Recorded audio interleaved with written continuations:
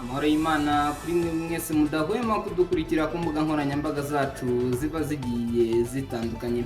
Uyu munsi turi tariki 19 Mata umwaka w'ibihumbi 2026, tukaba turi ku munsi w'109 mu minsi 365 igize umwaka.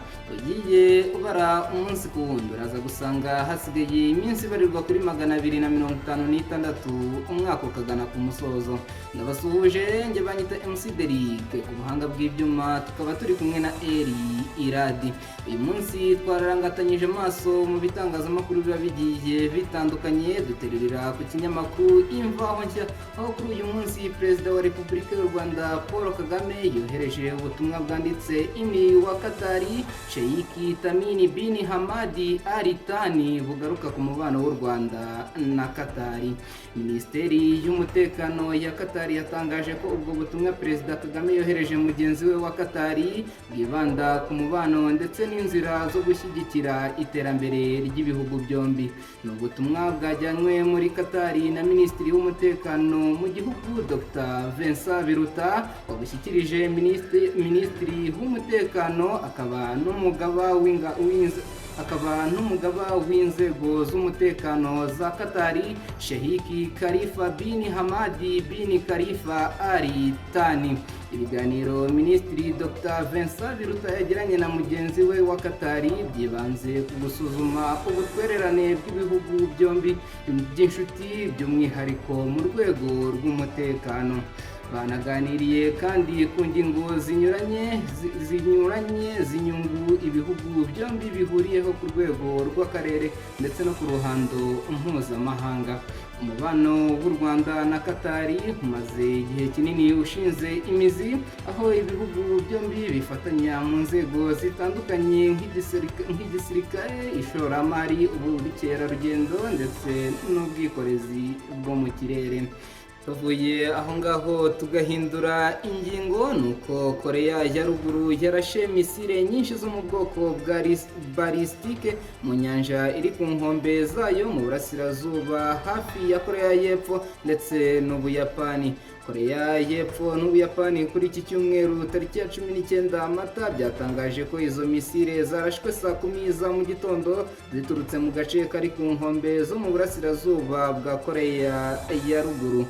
Iyi akaba ari inshuro ya 7 Koreya ya Ruguru irashe misile za balisitike muri uyu umwaka, ndetse bikaba ari inshuro ya 4 ibikoze muri uku kwezi kwa Mata. Itangazo ryashyizwe hanze na Koreya y'Epfo ryagaragaje ko bari gukurikirana ibikorwa by'umutekano kandi bari gusangira amakuru bya hafi na Leta Zunze Ubumwe za Amerika n'Ubuyapani. Nubwo Perezida wa Koreya y'Epfo yavuze ko habaye inama y'igitaraganya yiga ku by'umutekano.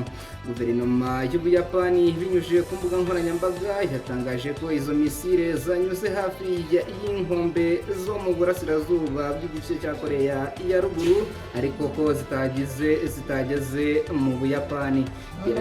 Igerageza nk'iri rinyuranyije n'imyanzuro y'inama y'umutekano mu muryango w'abibumbye ibuza gahunda ya Koreya ya Ruguru ya misile, nubwo icyo gihugu cyo kivuga ko imyanzuro ya Loni ibangamira uburenganzira bwacyo bwo kwirwanaho.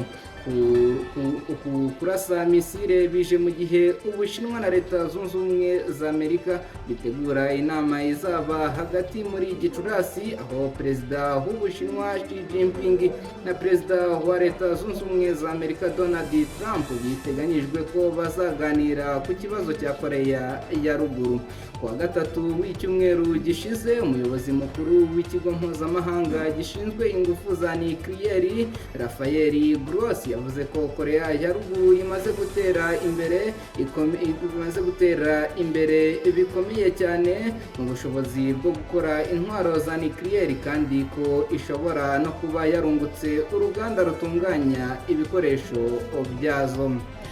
tuvuye kuri Koreya ya Ruguru nuko perezida wa leta zunze ubumwe za Amerika Donald Trump maze iminsi yari guterana amagambo na Papa Leo agiye gusomera abanyamerika imwe mu mirongo ya Bibiliya mu gikorwa kizitabirwa n'abandi bayobozi barimo minisitiri w'intambara w'icyo gihugu.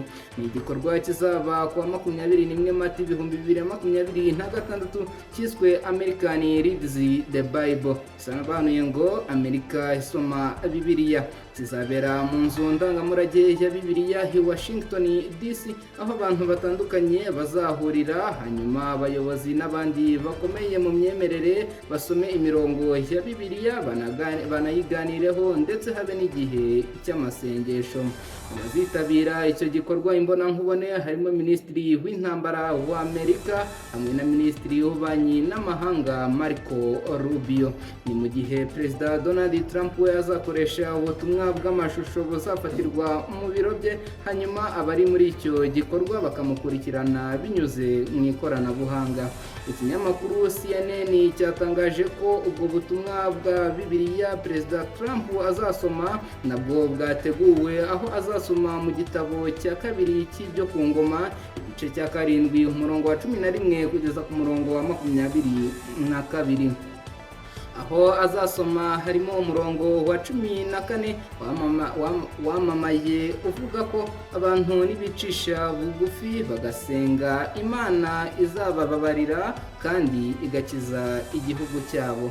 Umurongo uravuga ngo maze abantu banjye bitiriwe izina ryanjye nibicisha bugufi bagasenga bagashaka mu maso hanjye bagahindukira bakareka ingeso zabo mbi, nanjye nzumva ndi mu ijuru mbababarire igicumuro cyabo mbakirize igihugu cyabo. Abategura icyo gikorwa bavuga ko bahisemo ko perezida Trump ari gusoma icyo gice kubera ubutumwa bwacyo bufite agaciro ku gihugu cyabo. Iki gikorwa kije mu gihe perezida Trump aherutse guterana amagambo na Papa Leo bapfa intambara ya Iran, ndetse nyuma aza no gushyira ku mbuga nkoranyambaga ze ifoto yakozwe na AI imugaragaza asa na Yezu, ariko aza kuyisiba. Bakunze mudahwema kudukurikira ku mbuga nkoranyambaga zacu ziba zigiye zitandukanye. Reka nizere ko ibintu ari umutekano mu gifu no mu bwonko. Tubifurije impagarike n'ubugingo, ntimugire umujinya kandi ntimurakare.